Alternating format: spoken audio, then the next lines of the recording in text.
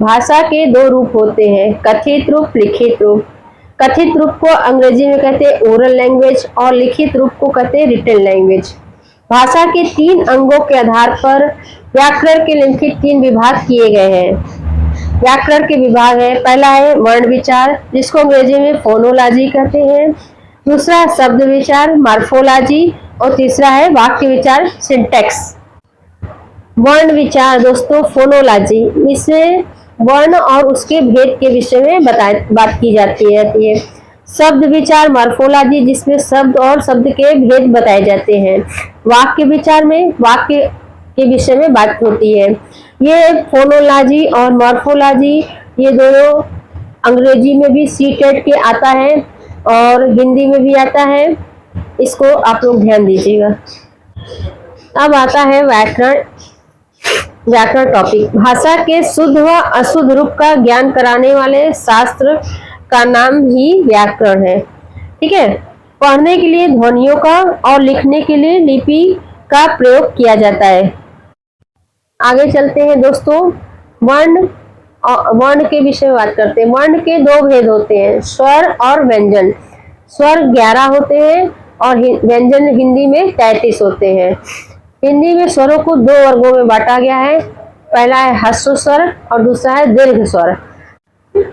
ह्रस्व स्वर जिनके बोलने में थोड़ा समय लगे वे ह्रस्व स्वर कहलाते हैं। ये संख्या में 4 होते हैं, अ, ई, उ तथा री। अब आता है दीर्घ स्वर, जिनके बोलने में अधिक समय लगे, ये 7 होते हैं, आ, बड़ी, बड़ा ऊ, ए, ओ, औ। अब आता है व्यंजन, जिनकी संख्या हिंदी में 33 है। हिंदी में व्यंजन को 3 वर्गों में बांटा गया है। स्पर्श, म्यूट्स, ये 25 होते हैं। अंतस्थ, सेमी वावल जिसे कहते हैं, ये 4 है, य, र, ल, व। और तीसरा है ऊष्म, ये भी संख्या में 4 है, शरीफा सा, षटकोर सा, सपेरा सा और ह। अन्य वर्ग में आते हैं विसर्ग, अह, अनुस्वार, अंग और द्विगुण, द और ढ। अब आगे चलते हैं अयोग वाह।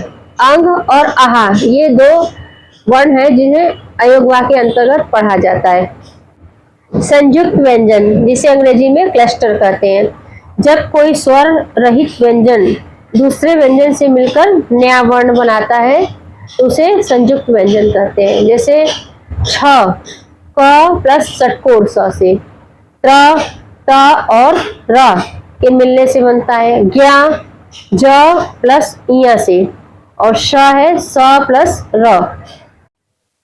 संयुक्त व्यंजन के बाद आता है द्वैत व्यंजन, जिसमें जब एक ही व्यंजन एक साथ 2 बार उच्चारित होता है तो उसे द्वैत व्यंजन कहते हैं। जैसे चक्कर, चक्कर, दिल्ली, दिल्ली में 2 बार ला आया है, चक्कर में 2 बार का आया है, इत्यादि। धन्यवाद दोस्तों। अब अगले वीडियो में फिर मैं कुछ जानकारियां ले आऊंगी अपने अनुभव के आधार पर। धन्यवाद।